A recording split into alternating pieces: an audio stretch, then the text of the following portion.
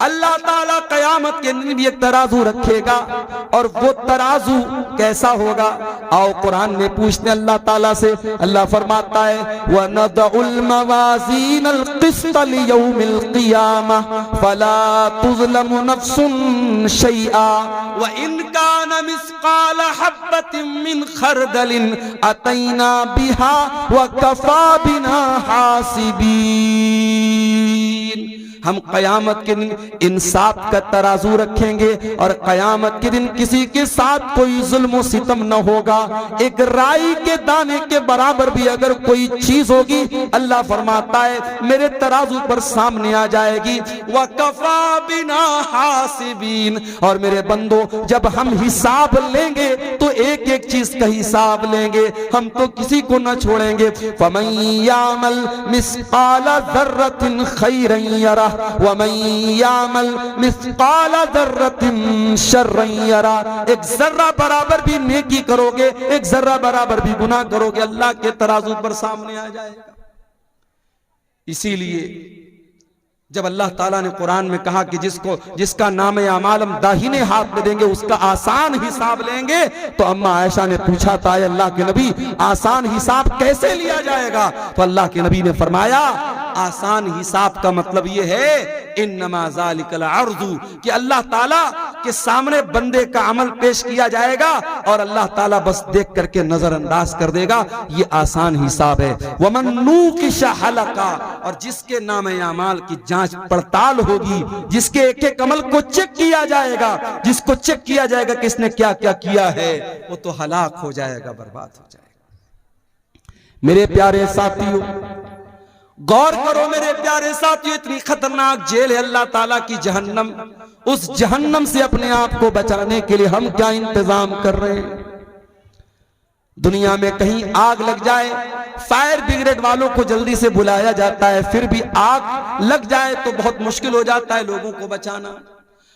अभी हमारे घर पे शादी थी, छोटे भाई की, हमारे शादी में औरतों का जहां खाना चल रहा था, चाट का वहां पे वो स्टॉल लगा हुआ था। चाट वाले के स्टॉल में गैस का चूल्हा लगा था। अचानक उसके गैस के चूल्हे से आग निकलने लगी। अब जाहिर है वहां जितना पिंडाल लगा है, कपड़े का पिंडाल है, अगर आग भड़कती पूरे पिंडाल में लगती और कितना नुकसान हो सकता था अंदाजा नहीं हो सकता। अल्लाह का करम हुआ, फौरन वो आग बुझाई गई, नुकसान नहीं हुआ, कोई नुकसान नहीं हुआ। एक हल्की सी आग लगती है और बहुत तेजी के साथ फैल जाती है। जहन्नम की आग दुनिया की आग से 70 गुना ज्यादा खतरनाक होगी। अल्लाह के नबी फरमाते हैं इन्नहा फुस्सिलत अला नारिकुम, दुनिया की आग जहन्नम की आग दुनिया की आग से 70 गुना ज्यादा खतरनाक होगी। दुनिया की आग तो पेट्रोल और डीजल से जलती है, जहन्नम की आग फरमाया या अय्युहल्लज़ीना आमनू कू अनफुसकुम व अहलीकुम नारा, ऐ ईमान वालो अपने आप को और अपने घर वालों को जहन्नम की आग से बचाओ, जिसका ईंधन इंसान और पत्थर होंगे। इंसानों से जलेगी वो आग, पत्थरों से जलेगी वो आग। वो जहन्नम कितनी गहरी होगी, उसकी गहराई का अंदाजा हम नहीं लगा सकते। सही मुस्लिम की रिवायत, अल्लाह के नबी फरमाते हैं बहुत तेज धमाके की आवाज सुनी। आपने सहाबा से पूछा ऐ मेरे सहाबा क्या तुम जानते हो कि यह आवाज कैसी थी? सहाबा ने कहा अल्लाह और उसके रसूल ज्यादा बेहतर जानते हैं। आपने फरमाया हाजा हजरुन रुमिया बिही फिन्नार मुंज़ु सबईन खरीफा, ऐ मेरे सहाबा 70 साल पहले जहन्नम के अंदर एक पत्थर गिराया गया था, आज जाकर के वो जहन्नम की गहराई तक पहुंचा है, आज जाकर के वो जहन्नम की तह तक पहुंचा है। यानी एक पत्थर को जहन्नम के अंदर गिराया जाए तो 70 साल के बाद वो पत्थर जहन्नम की गहराई तक पहुंचता। इतना खतरनाक है जहन्नम की गहराई। मेरे प्यारे साथियों, उस जहन्नम की आग से हम अपने आप को बचाने के लिए क्या इंतजाम कर रहे हैं? हमारे प्यारे नबी जनाबे मोहम्मद रसूलुल्लाह सल्लल्लाहु अलैहि वसल्लम तो उसी जहन्नम की आग से हमको बचाने के लिए आए थे। आपके आने का मकसद यही था दुनिया के लोग ईमान वाले बन जाएं, नेक अमल करने वाले बन जाएं, दुनिया के लोग जहन्नम की आग से बच जाएं। यही आपका मकसद था, आपकी जिंदगी का मकसद था। यही मकसद लेकर के आप दुनिया में आए थे, किस तरीके से अल्लाह के बंदों को जहन्नम की आग से बचाया जाए। यही आपका मिशन था और इसी की टेंशन आपको रहा करती थी और इतना सोचा करते थे आप कि अल्लाह ताला कुरान में कहता है फला अल्लाका बाखिउन नफ्सका अला आथारिहिम इल्लम युमिनु बिहादल हदीथ असफा। ऐ नबी, आपको लोगों के ईमान लाने की इतनी चिंता है, इतनी फिक्र है, कहीं इस चिंता में आप अपने आप को हलाक न कर दें, कहीं खत्म न कर दे। अल्लाह के नबी फरमाते हैं, ओ लोगों, मेरी मिसाल और तुम्हारी मिसाल तो ऐसी है जैसे कोई इंसान आग जलाता है और आग जैसे वो जलाता है वैसे ही परवाने और पतंगे उस आग में जल जल के मरने लगते हैं। वो दूर करने की कोशिश करता है मगर वो परवाने नहीं मानते और बार बार उस आग में कूद करके मरते हैं। अल्लाह के नबी फरमाते हैं, अना आखिजुम बिहुजजिकुम अनिन नार, हो लोगों, मैं तुम्हारी कमर पकड़ पकड़ के तुमको जहन्नम की आग से बचा रहा हूं। व अंतुम तक्तहिमून फीहा, लेकिन तुम जहन्नम के अंदर जा रहे हो। अच्छा एक बात बताओ, क्या कोई बाप कभी चाहेगा कि अपने बेटे को आग में डाल दे? कभी नहीं चाहेगा। आग में डालना तो बड़ी दूर की बात है, बच्चे को जरा सी आग की चिंगारी भी पहुंचे, बाप अगर वाकई में बाप है, उसके सीने में बाप का दिल है, अपने बेटे को हल्की सी चिंगारी में भी मुब्तला नहीं देख सकता। हमारे प्यारे नबी इस उम्मत के रूहानी बाप थे। हमारे नबी के दिल में एक बाप अपने बच्चों का जितना खैरखा होता है, जितना भलाई चाहने वाला होता है, उससे कहीं ज्यादा भलाई चाहने वाले हमारे नबी थे। इसीलिए हमारे नबी ने एक एक चीज बता दी, कौन सा काम करोगे तो जहन्नम में जाओगे और कौन सा काम करोगे तो जहन्नम से बचोगे। आपने फरमाया, इत्तकुन नार वलौ बिशिक्कि तमरा, ऐ लोगों, जहन्नम की आग से अपने आप को बचा लो। वलो बिशिक्कि तमरा, अगर एक खजूर का टुकड़ा तुम दे करके अल्लाह की राह में सदका करके अगर बचा सकते हो, अगर अल्लाह की राह में एक खजूर का टुकड़ा तुम दान दे करके, चंदा दे करके, सदका दे करके अगर अपने आप को जहन्नम की आग से बचा सकते हो तो बचा लो। अल्लाह के नबी ने बहुत सारे ऐसे अमाल बताए। आपने फरमाया मन सल्लल बरदैनी दखलल जन्ना, जो फजर की नमाज और असर की नमाज, जो दो ठंडी नमाज है, जो इन दोनों नमाजों को पाबंदी से पढ़ेगा वो जन्नत में जाएगा। बहुत सारे अमाल आपने ऐसे बताए हैं जो हमको जहन्नम से बचाने वाले और जन्नत में लेकर के जाने वाले। अब आइए कुछ ऐसे अमाल भी आपके सामने बयान कर दूं जो जहन्नम में लेकर के जाने वाले। इसलिए कि बीमारी का इलाज ये भी होता है कभी कभी कि हम बीमारी को जान जाएं। कहते ना, जानकारी ही बचाव है। जब हमें यह मालूम हो जाए कि ये चीज हमको जहन्नम में लेकर के जाने वाली है, हम उससे अपने आप को बचाएंगे, इंशाअल्लाह हम जहन्नम से जाने से इंशाअल्लाह बच जाएंगे। आइए जरा कुरान उठाते हैं मेरे प्यारे साथियों, वो कौन सी चीजें जो जहन्नम में लेकर के जाने वाली हैं। सबसे पहली चीज और सबसे खतरनाक चीज जो जहन्नम में लेकर के जाने वाली है, कुरान कहता है, इन्नल्लाह ला यगफिरु अन युशरक बिही व यगफिरु मा दून ज़ालिका लिमन यशा। अल्लाह ताला शिर्क को माफ नहीं करेगा। अल्लाह के साथ किसी और को शरीक किया जाए, किसी और की इबादत की जाए, इसको अल्लाह ताला बर्दाश्त नहीं करेगा। अल्लाह क्या इस गुनाह की माफी नहीं।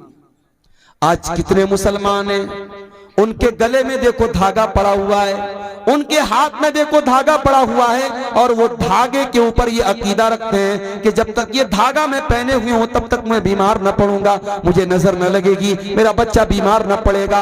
मेरे प्यारे साथियों, कितने मुसलमान हैं जो बुतों के आगे नहीं तो कम से कम कब्रों के आगे जाकर के सजदा कर रहे हैं, कितने पेड़ के आगे जाकर के धागा बांध रहे हैं, कितने मुसलमान हैं जो जानवरों तक की बनाई हुई कब्रों पर जाकर के सर झुका रहे हैं। मौलाना अल्ताफ हुसैन हाली ने बड़ा सच्चा नक्शा खींचा था, कहा था, करे गैर गर बुत की पूजा तो काफिर, कवाकिब में माने करिश्मा तो काफिर, झुके आग पर बहरे सजदा तो काफिर, जो ठहराए बेटा खुदा का तो काफिर, मगर मोमिनों पर कुशादा है राहें, परस्तिश करे शौक से जिसकी चाहे, नबी को जो चाहे खुदा कर दिखाएं, इमामों का रुतबा नबी से बढ़ाएं, मजारों पे जा जा के नजरें चढ़ाएं, शहीदों मुर्शिदों से जा जा के मांगे दुआएं, न तौहीद में कुछ फर्क इससे आए, न इस्लाम बिगड़े न ईमान जाए। मुसलमान ये समझता है उसने कलमा पढ़ लिया,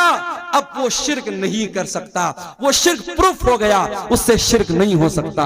सिर्फ कलमा पढ़ लेने से शिर्क नहीं, शिर्क से आप नहीं बच सकते जब तक कलमा के ऊपर आप अमल न करेंगे और कलमा के तकाजे को आप नहीं समझेंगे। मेरे प्यारे साथियों, शिर्क से अपने आप को बचाओ। शिर्क करने वाला जहन्नम की आग में हमेशा हमेशा जलेगा। इन्नहु मन युशरिक बिल्लाहि फक़द हर्रमल्लाहु अलैहिल जन्नह व मअवाहुन नार व मा लिज़्ज़ालिमीन मिन अंसार। जो शिर्क करेगा वो हमेशा जहन्नम में रहेगा, उसका कोई मददगार नहीं। और आगे बढ़िए, शिर्क तो नहीं करता है इंसान, कुफ्र करता है। कुफ्र का मतलब क्या होता है? जितनी चीजों पर ईमान लाना अनिवार्य है, जरूरी है, उसमें से किसी चीज का इनकार कर देना। अब ये भी नोट कर लो कि 6 चीजों पर ईमान लाना जरूरी है। अल्लाह पर, उसके फरिश्तों पर, उसकी किताबों पर, उसके रसूलों पर, कयामत के दिन पर और तकदीर पर। ये 6 चीजें हैं जो ईमान के अरकान है, जो पिलर्स ऑफ ईमान है। इन 6 में से किसी का भी इनकार कर दे, कोई फरिश्तों को ना माने, कोई अल्लाह की किताबों को ना माने, कोई कयामत को ना माने, कोई तकदीर को ना माने, इन 6 चीजों का इनकार करने वाला काफिर है, काफिर। और अल्लाह फरमाता है वमन यकफुर बिल ईमान फक़द हबिता अमलुहु व हुवा फिल आखिरति मिनल खासिरीन। कि ईमान लाने के बाद अगर कोई कुफ्र करेगा, कोई कलमा पढ़ने के बाद इन चीजों में से किसी चीज का इनकार करेगा, तो वो बर्बाद हो जाएगा दुनिया में भी और आखिरत में। तो मेरे भाइयों, शरीयत में जितनी चीजें फर्ज हैं, जरूरी हैं, अगर उनका भी कोई इनकार करता है, मिसाल के तौर पर अगर कोई रोजा नहीं रखता है तो गुनहगार है, लेकिन अगर कोई रोजे का इनकार करता है तो काफिर है। कोई नमाज नहीं पढ़ता है तो गुनहगार है, लेकिन अगर कोई नमाज का इनकार करता है तो वो काफिर है। कोई ज़कात नहीं देता है तो गुनहगार है, कोई ज़कात का इनकार कर दे तो काफिर है। कोई हज नहीं कर रहा है ताकत के बावजूद तो वो गुनहगार है, फासिक है, लेकिन अगर हज का इनकार कर दे, हज की फर्जियत का इनकार कर दे तो वो काफिर हो जाता है। तो ये दूसरी चीज है जो जहन्नम में लेकर के जाने वाली। और आगे बढ़िए, एक और चीज है जो जहन्नम में लेकर के जाने वाली है, अल्लाह का मजाक उड़ाना, रसूल का मजाक उड़ाना, फरिश्तों का मजाक उड़ाना, शरीयत की किसी ऐसी चीज का मजाक उड़ाना जिसका मजाक उड़ाने से इंसान काफिर हो जाता है। कभी कभी हम लोग बहुत हल्के में लेते हैं। कभी कभी मैं देखता हूं व्हाट्सएप पर मैसेज आता है, जन्नत के बारे में, हूरों के बारे में मजाक हो रहा है। हूरों का मजाक मत उड़ाओ, जहन्नम का मजाक मत उड़ाओ, फरिश्तों का मजाक मत उड़ाओ। ये इतना खतरनाक मामला है, जन्नत और जहन्नम का मजाक उड़ाने वाला अगर तौबा न करे इस्लाम से खारिज हो सकता है। अल्लाह के रसूल के दौर में कुछ मुनाफिकों ने अल्लाह के रसूल का मजाक उड़ाया।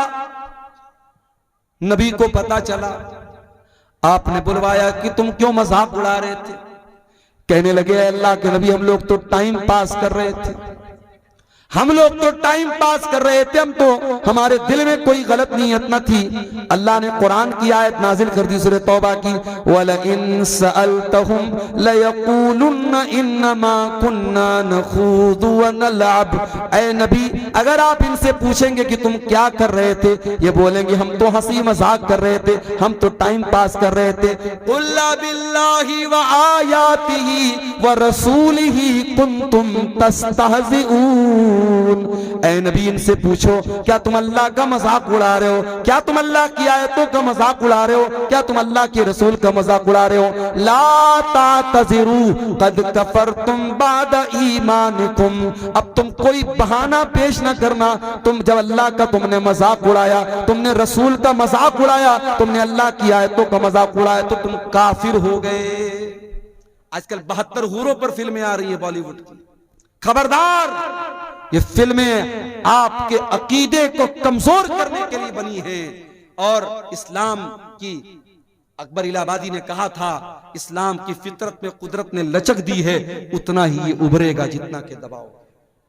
इस्लाम के खिलाफ जितना भी प्रोपेगेंडा कर लिया जाए, इस्लामोफोबिया का जितना भी माहौल बना दिया जाए, हमारा अकीदा भी है और ये बात मुशाहदा भी ये बात बताता है कि इस्लाम की तबलीग रुक नहीं रही है। इस्लाम के खिलाफ इतने प्रोपेगेंडे होने के बावजूद अल्हम्दुलिल्लाह अभी भी इस्लाम फैल रहा है। और यही वो बात है जो इस्लाम के दुश्मनों को चुभती है। और कभी 72 हूरों के नाम से फिल्में बनती हैं, कभी हम 4 और हमारे 12, हम 2 और हमारे 12, इस तरीके की फिल्में बनती हैं। इस्लाम के अहकाम का मजाक उड़ाया जाता है। और अफसोस की बात यह कि बहुत सारे मुसलमान भी इस तरीके की फिल्मों को देखते हैं और प्रमोट करते हैं। मेरे प्यारे साथियों, याद रखिए, अल्लाह का, उसके रसूल का, उसकी आयतों का मजाक उड़ाना, अल्लाह की शरीयत का मजाक उड़ाना, ये इतना खतरनाक गुनाह है जो इस्लाम को इंसान से खारिज कर सकता है। हमारी बहुत सारी बहनें नकाब नहीं पहनती, नकाब नहीं पहनती। ये उतने बड़े अफसोस की बात नहीं है कि वो नकाब नहीं पहनती। अफसोस की बात यह है कि वो नकाब के ऊपर कमेंट करती हैं और कहती हैं, अरे मौलाना साहब, ये नकाब आप लोगों ने अपने मन से इसको निकाला है, इस्लाम में इसकी कोई हैसियत नहीं। यहां तक औरतें कहती हैं, जो पर्दा से दूर भागती हैं, जो बेहया औरतें होती हैं, वो कहती हैं, अरे पर्दा वर्दा क्या होता है, इंसान का दिल पाक होना चाहिए, इंसान की नजर पाक होनी चाहिए। मेरे प्यारे साथियों, एक लड़की घर से नकाब पहन करके नहीं निकलती है, वो बहुत बड़ा गुनाह करती है। मगर एक लड़की नकाब नहीं पहनती है और साथ में वो नकाब का मजाक उड़ाती है और नकाब को इस्लाम के अहकाम में से, पर्दे को इस्लाम के अहकाम में से निकालने की कोशिश करती है। ऐसी औरतों को जा करके कुरान की ये आयत पढ़ के सुना दो, या अय्युहन नबिय्यु कुल लिअज़वाजिका व बनातिका व निसाइल मुमिनीना युदनीना अलैहिन्ना मिन जलाबीबिहिन्ना ज़ालिका अदना अन यु'रफ़ना फला यु'ज़ैन। ऐ नबी, अपनी बीवियों से कह दीजिए, अपनी बेटियों से कह दीजिए और तमाम मुसलमान औरतों से कह दीजिए कि जब वो अपने घर से निकला करें तो अपने ऊपर जिल्बाब डाल लें, अपने ऊपर नकाब डाल लें, अपने ऊपर ऐसी चादर डाल लें जिससे उनका शरीर ढक जाए, जिससे उनका बदन ढक जाए। अल्लाह फरमाता है, ये पर्दा उनकी पहचान बन जाएगा। ये पर्दा बता देगा कि ये नकाब पहनने वाली औरतें, ये पर्दा करने वाली औरतें, और कोई उनको छेड़ने की हिम्मत न कर सकेगा। मेरे प्यारे साथियों, जो लोग ये बोलते हैं कि दिल साफ होना चाहिए, पर्दा करने की कोई जरूरत नहीं है, मैं उनसे पूछता हूं, इस दुनिया में क्या सहाबे किराम से भी ज्यादा कोई साफ सुथरे दिल वाला आया था? नबियों के बाद, अल्लाह के पैगंबरों के बाद अगर सबसे ज्यादा पाक और साफ दिल वाला कोई आया था तो नबी के सहाबा आए थे। और इस दुनिया में सबसे नेक औरतें अगर थी तो नबी की बीवियां थी। लेकिन कुरान कहता है नबी की बीवियों के बारे में भी कि उनको भी पर्दा करना है। और अल्लाह ताला अपने नबी के सहाबा से कहता है कि जब तुम अपने नबी के घर में जाओ और तुम्हें कोई सामान मांगना है नबी की बीवियों से, फस्अलूहुन्ना मिन वराई हिजाब, तो पर्दे की आड़ से मांगो, डायरेक्ट मत जाओ। ज़ालिकुम अतहरु लिकुलूबिकुम व कुलूबिहिन्ना, इसी में तुम्हारे दिल की भी पाकी है, इसी में उनके दिल की भी पाकी है। मेरे प्यारे साथियों, कुरान 1400 साल पहले बता रहा है कि पर्दा करने के बाद दिल पाक होता है, पर्दा के बगैर दिल पाक नहीं। एक बात और बोल दूं, लड़की जवान हो गई, अब चाहे टीचर सामने हो, चाहे चाचा हो, चाहे कोई भी, चाचा का नाम तो मैंने ऐसे ले लिया, टीचर हो, कोई भी ऐसा रिश्तेदार हो जो गैर महरम, अगर गैर महरम है तो जवान लड़की को उससे पर्दा करना है। वहां यह नहीं चलेगा कि साहब मेरे गांव के हैं। मैंने एक मरतबा तकरीर में बोल दिया था, बड़ा उस पर बवाल भी हुआ, एक लड़की के बारे में जो बहुत मशहूर हुई थी पूरे इंडिया में। वो नकाब में एक स्कूल कॉलेज में जा रही थी और उसके ऊपर जब फिरका परस्तों ने हमला करने की कोशिश की, उसने नारे तकबीर लगाया था, पूरी दुनिया में उस लड़की का बड़ा नाम वायरल हुआ था। लेकिन बाद में एक और वीडियो आया जिसमें मैंने देखा कि एक अजनबी आदमी, एक कोई भी अजनबी आदमी उसके घर जाता है उसको शाबाशी देने के लिए और उस जवान लड़की के कंधे पर हाथ रखता है, तो जाहिर है कि हम उस लड़की के जज्बे की अपनी जगह कदर करते हैं, मगर जो चीज गलत है वो गलत रहेगी। शरीयत ये कहती है कि अगर कोई मर्द बहुत नेक है और कोई औरत बहुत नेक है, लेकिन अगर दोनों गैर महरम हैं तो दोनों को प्राइवेसी अगर मिलेगी, दोनों तन्हाई में मिलेंगे, अकेले में मिलेंगे, तो तीसरा शैतान। ला यखलुवन्ना रजुलुम बिइम्रातिन इल्ला वसालिसुहुम शैतान।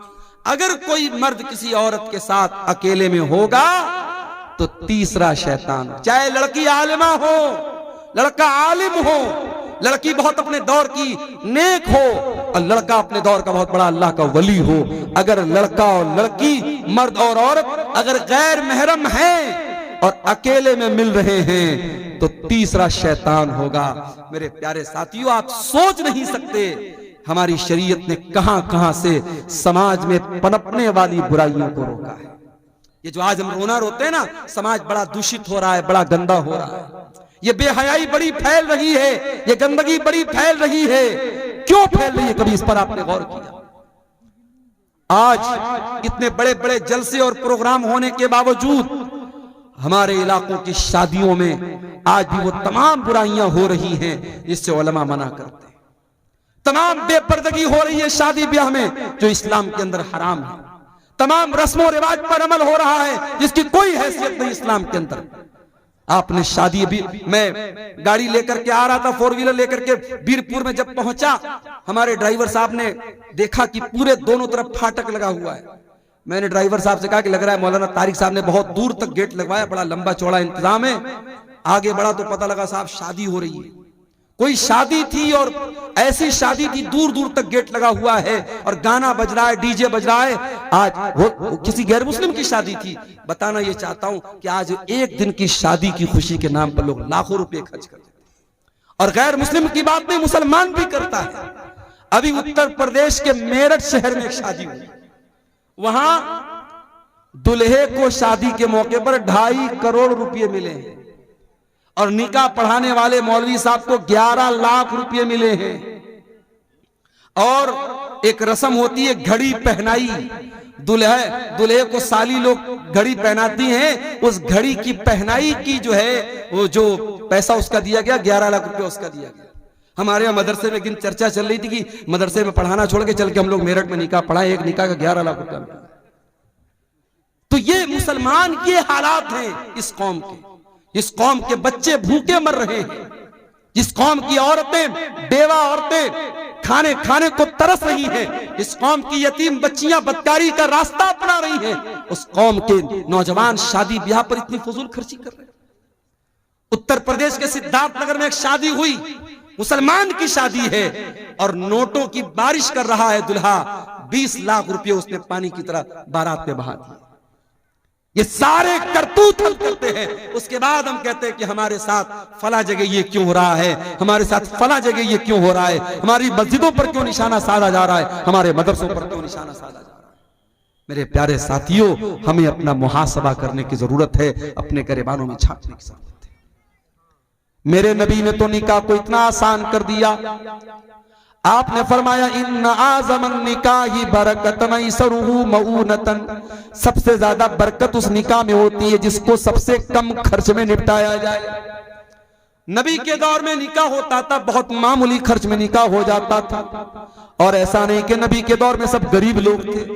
उसमें उस्मान गनी के जैसे करोड़पति लोग भी थे, उसमें अब्दुर्रहमान बिन औफ के जैसे करोड़पति लोग भी थे।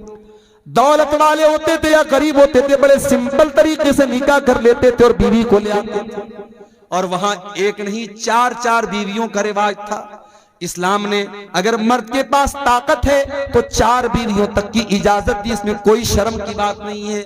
आज एक मर्द जिना करके 10 औरतों के साथ जिना करे, उतना बुरा नहीं माना जाता। अगर कोई बेचारा उसके पास ताकत है, जिस्मानी एतबार से, माली एतबार से, अगर वो एक के साथ साथ दूसरी बीवी कर ले, दूसरी शादी कर ले, बवाल हो जाता है साहब। पूरे गांव वाले उसका जीना हराम कर देते हैं और पहली बीवी और उसके घर वाले तो उसका जीना हराम कर ही देते हैं।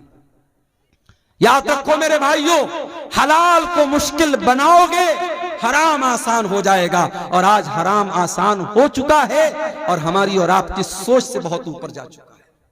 ज़िनाकारी और बदकारी मुस्लिम समाज में इतनी आम होती चली जा रही है। मेरे पास आए दिन फोन आता है और ऐसे ऐसे मसले पूछे जाते हैं, अल्लाह की पनाह, शर्म आती है। मौलवी साहब, लड़के ने लड़की के साथ गलत काम कर लिया, फिर लोगों ने शादी करा दी, शादी के 3 महीने के बाद बच्चा हो गया। अब क्या किया जाए? क्या दोबारा निकाह करना पड़ेगा? ये वो मसले हैं, उनका जवाब क्या देना है वो एक अलग मसला है। लेकिन मुसलमानों की सोसाइटी में इस तरीके के मसले पैदा हो, ये सोचने की बात है मेरे प्यारे साथियों, ये अफसोस करने की बात है, ये अफसोस करने का मकाम है। हलाल को मुश्किल बनाओगे, हराम आसान हो जाएगा। शादियों को आसान करो। नौजवानों, तुमसे भी कहता हूं, अपने बाप से जाके कह दो, अपनी मां से जाके कह दो, मेरी शादी सुन्नत के मुताबिक करो, आसान तरीके से करो। अपने ससुर के ऊपर बोझ न बनो, अपने होने वाले ससुर के ऊपर बोझ न बनो, किसी तरीके के जहेज के चक्कर में न पड़ो। आसान और सिंपल लाइफ गुजारो, इज्जत और खुददारी के साथ। ससुराल से मिलने वाले बेड से बेहतर है चटाई पर लेट करके जिंदगी गुजार दो। ससुराल से मिलने वाले फ्रिज का ठंडा पानी पीने से बेहतर है कि घड़े का ठंडा पानी पी के गुजारा करो। ससुराल से मिलने वाली बाइक पर चलने से बेहतर है अपनी कमाई की साइकिल पर अपनी बीवी को बिठा करके चलो। मेरे प्यारे साथियों, इज्जत और खुददारी आपके हाथों में है। अब आप खुद डिसाइड कर लीजिए हमको क्या करना है। मेरे अजीजों, ज़िनाकारी वो गुनाह है जो जहन्नम के अंदर लेके जाने वाला है। अल्लाह कहता वला तक़रबुज़्ज़िना इन्नहु काना फ़ाहिशतन व साअ सबीला। ऐ मेरे बंदो, तुम ज़िना के करीब भी ना जाना, ये बड़ा ही गंदा काम है, बहुत बुरा रास्ता है।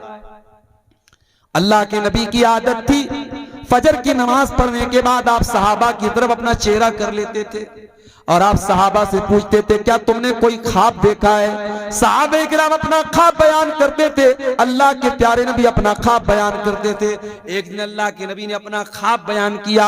उस ख्वाब में अल्लाह ताला ने अपने नबी को जहन्नम के अजाब के बहुत सारे मनाजिर दिखाए थे। बहुत लंबी हदीस है, मैं पूरी हदीस आपके सामने नहीं पढ़ना चाहता हूँ, उसका एक टुकड़ा आपके सामने पढ़ना चाहता हूँ कि अल्लाह के नबी ने उस ख्वाब में देखा कि आपका गुजर एक ऐसी जगह से हुआ जो तंदूर के जैसी जगह थी। तंदूर जिसमें रोटी बनाई जाती है, तंदूर के जैसी कोई जगह थी। अल्लाह के नबी फरमाते जब मैंने झांक करके देखा, फैज़ा फीही लगतुन व अस्वातुन, उस तंदूर के अंदर से आवाजें आ रही थी, चिल्लाने की आवाजें। मैंने जब झांक करके देखा तो उसमें बहुत सारे मर्द औरत उल्टे लटके हुए थे और सबके सब बरहना थे, सबके सब नंगे थे। उसके बदन पर कोई कपड़ा न था, मर्द भी नंगे, औरतें भी नंगे, वो उल्टे लटके हुए थे और जहन्नम की आग आती थी और उनकी शर्मगाहों में दाखिल हो रही थी। अल्लाह के नबी ने पूछा कि जब वो जहन्नम की आग आती थी और उनकी शर्मगाहों में दाखिल होती थी, वो चिल्लाने लगते थे, वो चीखने लगते थे। अल्लाह के नबी ने पूछा कि ये कौन लोग हैं कि उनके इतना दर्दनाक अजाब हो रहा है? जवाब मिला, हाउलाई सुनात व ज़वानी, ऐ अल्लाह के नबी, ये ज़िनाकार मर्द हैं और ज़िनाकार औरतें हैं। मेरे भाइयों, इस समाज से इस बुराई को मिटाना है तो ये 2 काम करना हमको बहुत जरूरी है। पहला काम, अपने घर में हमें माहौल पर्दा वाला और शर्म हया वाला बनाना पड़ेगा। अपने घर में महरम गैर महरम का फर्क करना पड़ेगा। आपकी लड़की जवान हो गई, अब कोई भी आता है गांव का और अगर आपकी बेटी बेपर्दा उसके सामने आ जा रही है तो इस पर आपको पाबंदी लगाना पड़ेगा। मैं जानता हूं जिस माहौल में ये चीजें आम हो जाती हैं वहां बचना बहुत मुश्किल हो जाता है, मगर मैं ये भी जानता हूं कि साउथ अफ्रीका का क्रिकेटर हाशिम अमला, अगर उस मुल्क में जहां हर तरफ नंगी औरतें घूमती हों, अगर उस मुल्क में उसकी बीवी सर से पैर तक नकाब में चल सकती है, तो आपके इलाके में अगर ये पर्दे का माहौल न हो, लेकिन अगर आप चाहेंगे, अगर बाप चाहेगा, अगर माँ चाहेगी, तो उसकी बेटी इस माहौल पर भी इंशाअल्लाह। मेरे पास ऐसे भी केस आते हैं मेरे भाई, ऐसी बच्चियों के फोन आते हैं जो कहती हैं कि हम ऐसे घरों में शादी करना चाहते हैं जहां हमें इस्लामी पर्दे पर अमल करने दिया जाए, जहां देवर और जेठ से पर्दे का माहौल हो, जहां बेपर्दगी ना हो, बेहयाई ना हो। हम ऐसे घर में शादी करना चाहते हैं। आज के इस दौर में ऐसी भी मुसलमान लड़कियां हैं। ये पहला काम आपको करना पड़ेगा, अपने घर के माहौल को इस्लामी माहौल बनाना पड़ेगा। और दूसरा काम क्या करना पड़ेगा? निकाह को आसान करना पड़ेगा। जब तक आप ये काम नहीं करेंगे मेरे प्यारे साथियों, ज़िनाकारी और बदकारी को नहीं रोक सकते। जहन्नम में लेकर के जाने वाला एक और अमल है सूद खाना, ब्याज खाना। अल्लाह के नबी ने लानत की है बाकायदा, लानल्लाहु आकिल रिबा व मुकिलहु व कातिबहु व शाहिदैहि।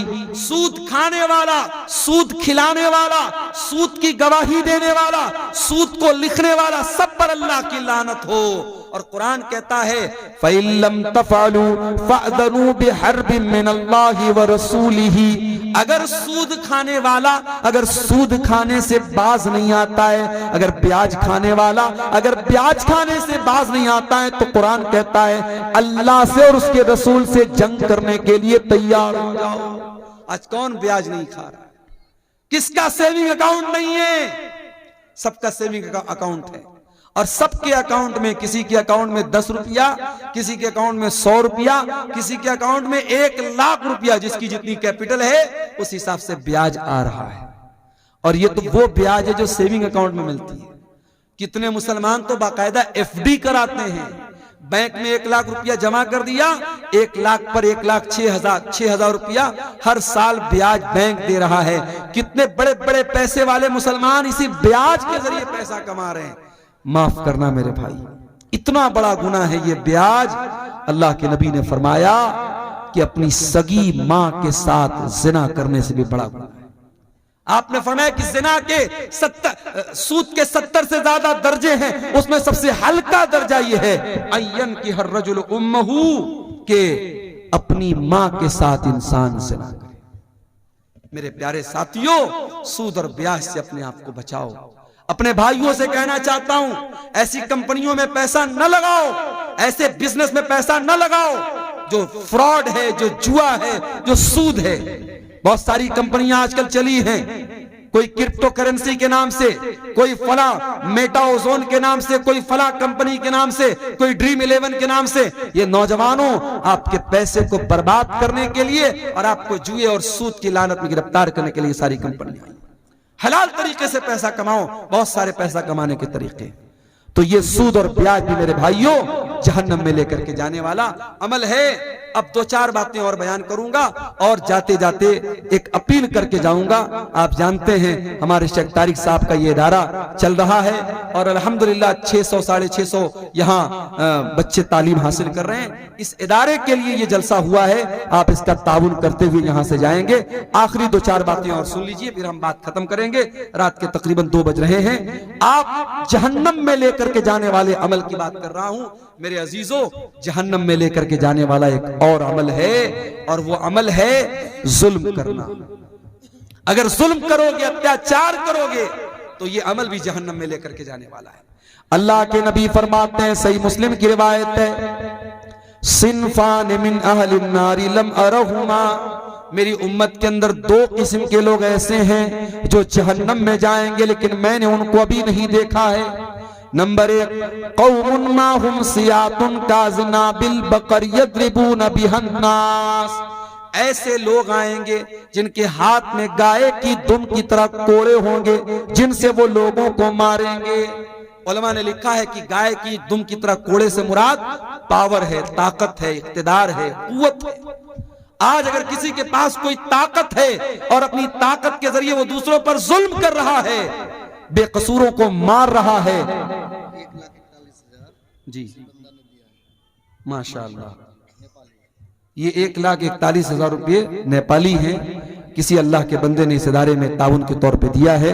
अल्लाह ताला इस भाई के ताउन को कबूल फरमाए, इसके माल में अल्लाह ताला बरकत अता फरमाए।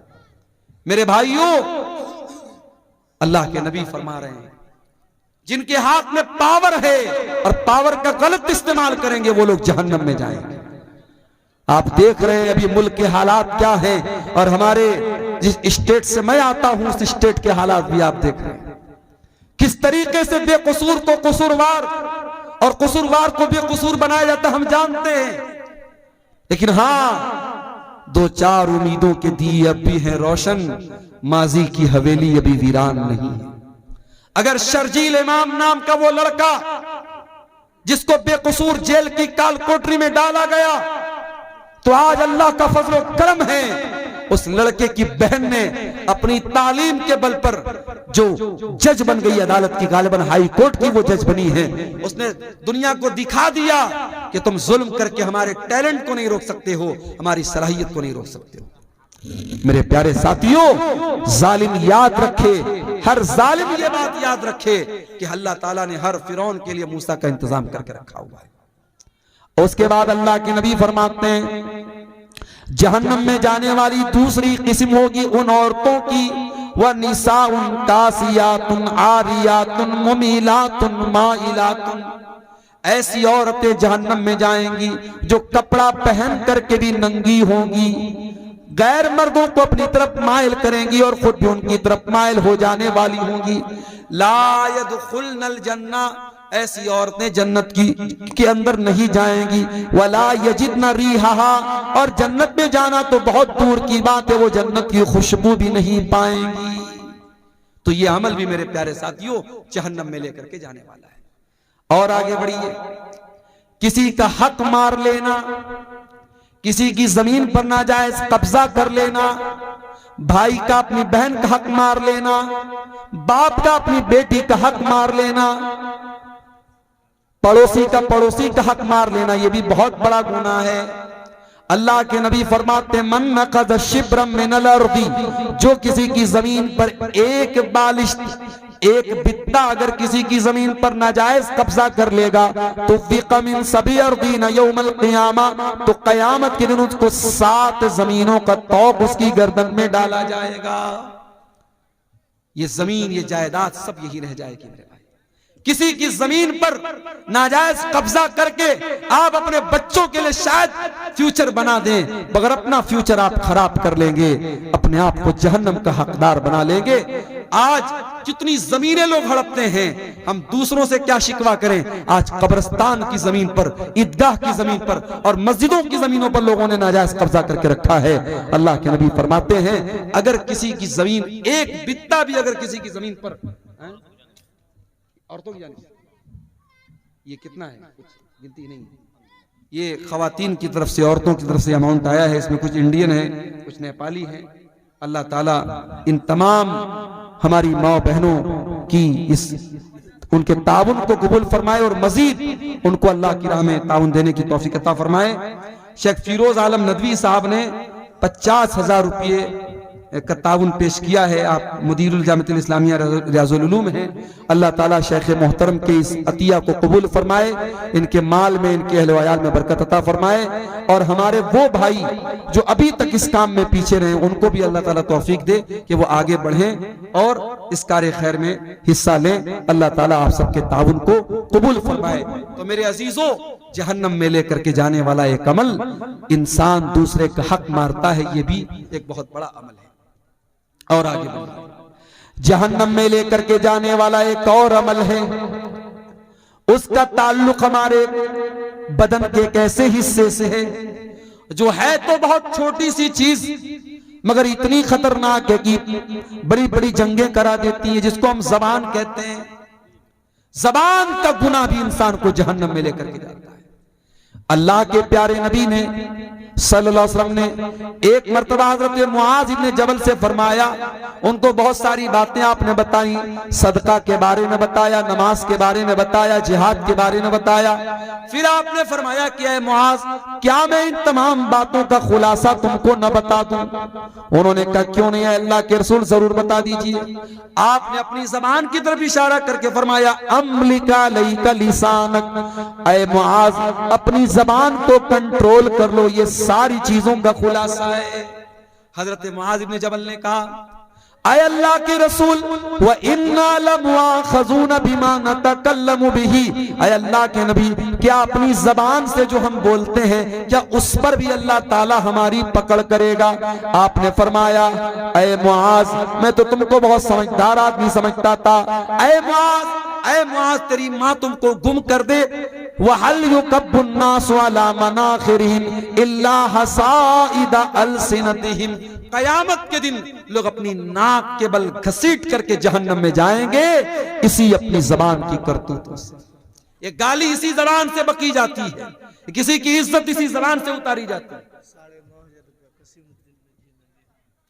ये कसीमुद्दीन साहब हैं कोई, इन्होंने 9,500 रुपये का गिरा कद्र ताउन इस इदारे के लिए दिया है। अल्लाह ताला इनके ताउन को कबूल फरमाए। ये किसी और भाई ने भी 500 रुपया दिया है। अल्लाह ताला इन तमाम चंदा देने वालों के चंदे को कबूल फरमाए, इनकी नेकी को अल्लाह कबूल करे, इनके माल में बरकत अता फरमाए। मेरे अजीजों, जहन्नम में लेकर के जाने वाली बहुत बड़ी चीज जबान से किए जाने वाले गुनाह है। गीबत, चुगली, किसी की इज्जत उतारना, किसी को जलील करना, ये सारे काम इसी जबान से किए जाते हैं। खबरदार, अपनी जबान को संभाल करके रखो मेरे प्यारे साथियों। कहते हैं मन समता नजा, जो खामोश रहा वो बच गया। और अल्लाह के नबी सल्लल्लाहु अलैहि वसल्लम फरमाते हैं कि जो अल्लाह के ऊपर और कयामत के दिन के ऊपर ईमान रखता है, फलयकुल खैरन औ लियस्मुत, वो बोले तो अच्छी बात बोले वरना चुप रहे।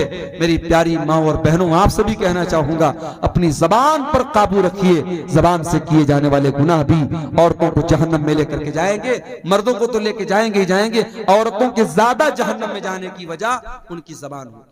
और आगे बढ़िए, एक और गुनाह है जो जहन्नम में लेकर के जाता है। हर जुमा के खुतबे में हम सुनते हैं, वकुल्लु मुहदसतिन बिदा वकुल्लु बिदातिन ज़लाला वकुल्लु दलालतिन फिन्नार। ये एक और भाई ने 100 रुपए का ताउन दिया है, अल्लाह ताला इसको भी कबूल फरमाए। दीन के अंदर हर नया काम बिदात है और हर बिदात गुमराही है और हर गुमराही जहन्नम में लेके जाती है। मैं कभी कभी अपनी तकरीरों में ये बात कहता हूं कि देखो, बिदाती अपनी बिदअत से तौबा करे, इसकी पॉसिबिलिटी बहुत कम होती है। चोर तौबा कर सकता है, जानी तौबा कर सकता है, कातिल तौबा कर सकता है। क्यों? कातिल को पता है मैं गलत काम कर रहा हूं, जानी को पता है मैं गुनाह का काम कर रहा हूं, चोर को पता है मैं चोरी करके गुनाह का काम कर रहा हूं। मगर बिदाती, बिदअत करने वाला अपने आप को नेक समझ करके और अपनी बिदअत को नेकी समझ के करता है, इसलिए उसका तौबा करना बहुत मुश्किल होता है। इसीलिए मेरे प्यारे साथियों, बिदअती के तौबा करने की उम्मीद बहुत कम होती है, या आप कह सकते हैं कि बिदअती से तौबा की तौफीक छीन ली जाती है। इसीलिए उलमा कहते हैं कि जहां कोई बिदअत पैदा होती है वहां कोई सुन्नत खत्म हो जाती है। हमारे यहाँ बहुत सारी मस्जिदों में फर्ज नमाज के बाद इज्तिमाई दुआ होती है। जैसे ही सलाम फेरा, इमाम साहब ने हाथ उठा के दुआ करना शुरू किया और सारे मुक्तदी भी इज्तिमाई तौर पे दुआ करते हैं। जाहिर है कि ये अमल बिदात है। इनफरादी तौर पर तो इंसान दुआ कर सकता है, मगर इज्तिमाई तौर पर सारे लोग मिलकर के दुआ करें, ये साबित नहीं है, ये बिदात है। और इसका नुकसान क्या होता है कि नमाज के बाद के जो अज़कार हैं वो लोग नहीं पढ़ते और ऐसे ही उठ के चले जाते हैं। तो मेरे साथियों, बिदअत से अपने दामन को हमें बचाना है। बिदअती कयामत के दिन अल्लाह के प्यारे नबी के हाथों से कौसर का जाम भी उसको नसीब नहीं होगा। ये मजीद 1000 रुपए का ताउन एक भाई ने और पेश किया है, अल्लाह इसको भी कबूल फरमाए। अभी हमारे एक भाई ने पीछे से कहा कि कुछ लोग टाइम के पहले अजान दे देते हैं। टाइम के पहले, चाहे असर की अजान हो चाहे फजर की अजान हो, अगर जो टाइम है बहुत सोच समझ करके जंतरी बनाई गई, टाइमिंग बनाई गई है, इस टाइमिंग से पहले अगर कोई अजान देता है तो ये भी गलत है। इसी तरीके से बात जगहों पर देखा गया कि कब्रिस्तान में मुर्दे को दफनाने के बाद वहां खड़े होकर अजान दे रहे। भाई ये क्या है? कहते साहब हम अजान दे करके शैतान को भगा रहे यहां से, ताकि हमारा जो मुर्दा है उससे सवाल जवाब में आसानी हो जाए। माफ कीजिए, मुर्दे की आसानी के लिए दुआ करने का हुक्म है, अजान देने का हुक्म नहीं है। इसलिए मेरे अजीजों, आप बिदअत के हर तरीके से अपने आप को बचाइए। एक भाई पूछ रहे हैं कि रियाकारी से बचने का क्या तरीका है। रियाकारी से बचने का एक तरीका तो यह है कि आप जब भी कोई नेकी करें इस एहसास के साथ और इस फीलिंग के साथ करें कि किसी को पता न चले, चुपके से नेकी करो। वो कहावत है ना, नेकी कर दरिया में डाल, ये एक आदत डाल लें। दूसरी बात है कि अपनी नेकी के बारे में बयान न करें लोगों से। और फिर तीसरी चीज ये है कि अगर आप रियाकारी से बचना चाहते हैं तो जिंदगी में कुछ अमल ऐसा करके जाइए जो बिल्कुल सीक्रेट हो, आपको पता हो, अल्लाह को पता। अल्लाह ताला ने कुरान करीम में अपने नेक बंदों के बारे में फरमाया, वयुतीमून अत्ताम अला हुब्बिही मिस्कीनन व यतीमन व असीरा। मेरे नेक बंदे मिस्कीनों को, यतीमों को, कैदियों को खाना खिलाते हैं और कहते हैं इन्नमा नुतइमुकुम लिवजहिल्लाह ला नुरीदु मिनकुम जज़ाअन वला शुकूरा, कि हम तुमको अल्लाह ताला को राजी करने के लिए खिला रहे हैं, हमें कोई बदला नहीं चाहिए, कोई शुक्रिया नहीं चाहिए, बस ये होना चाहिए इखलास। अगर ये चीज आपके अंदर है इंशाअल्लाह तो रियाकारी से आप बच जाएंगे। अगर कोई रिश्तेदार या माँ बाप कुरान पढ़ने के लिए बोला तो बच्चा उनको खुश करने के लिए अच्छे से पढ़ते हैं। और सऊदी की आवाज क्या लिखा है, सुरीली आवाज, सुरीली आवाज से पढ़ते हैं, तो ये रियाकारी है या नहीं? देखिए, कुरान को ऐसे भी सुरीली आवाज से पढ़ना चाहिए। माँ बाप को दिखाने के लिए आप पढ़ते हैं तो गलत है। कुरान जब भी पढ़ें तो अच्छी आवाज में पढ़ने का हुक्म है।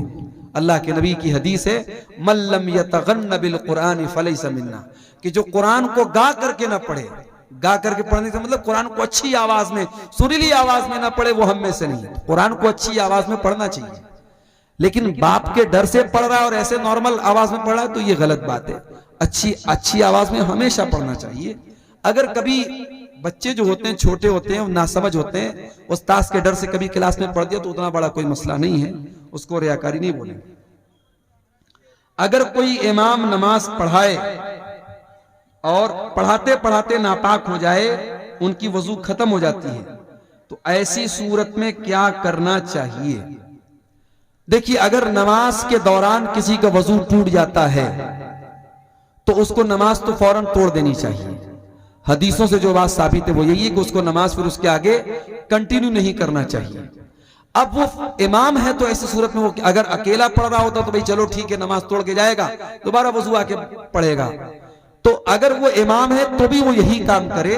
अगर उसका वजू टूट गया है तो वो नमाज के बीच में से निकल जाए और मुक्तदियों को बता दे कि ये मेरे साथ मसला हो गया, मेरा वजू टूट गया, और दोबारा आकर के वो फिर से नमाज पढ़ाए। इसलिए कि अगर नमाज के दौरान वजू टूट गया तो फिर नमाज बातिल हो गई, फिर वो नमाज उसको दोहराना पड़ेगा। हजरत उमर फारूक रज़ी अल्लाह अन्हु की शहादत का जो वाकया है कि उनके ऊपर जब अबू लुलू फिरोज ने हमला किया था तो वो गिर पड़े थे, लेकिन उन्होंने गिरते हुए अब्दुर्रहमान बिन औफ को आगे बढ़ाया और बाकी नमाज उन्होंने पढ़ाई। तो वहां मसला दूसरा था, वहां नमाज बातिल नहीं हो रही थी। यहां आपने जो सवाल पूछा है कि नमाज वजू टूट जाए, वजू टूट रहा है, तो ऐसी सूरत में फिर नमाज को दोहराना पड़ेगा। किसी और को इमाम बनाने से काम नहीं चलेगा। अगर कोई और इमाम बनेगा तो फिर शुरू से नमाज पढ़ाना पड़ेगा। वल्लाहु आलम बिस्सवाब।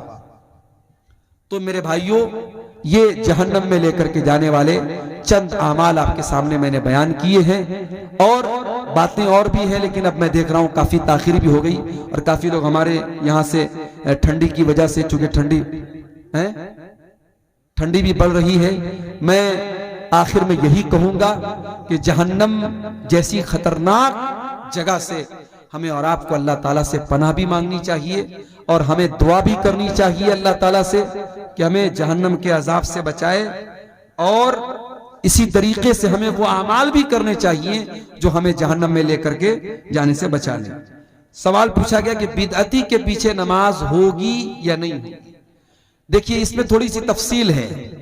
अगर कोई बिदअती है और आपको मालूम है कि ये ऐसी बिदअत करता है जो इंसान को इस्लाम से खारिज कर देती है, मिसाल के तौर पर कोई इमाम नमाज पढ़ा रहा है और वो कब्र पे सजदा करता है, गैरुल्लाह से मदद मांगता है, तो जाहिर है कि ये बिदअत तो कुफ्र तक लेके जा रही, शिर्क तक लेके जा रही।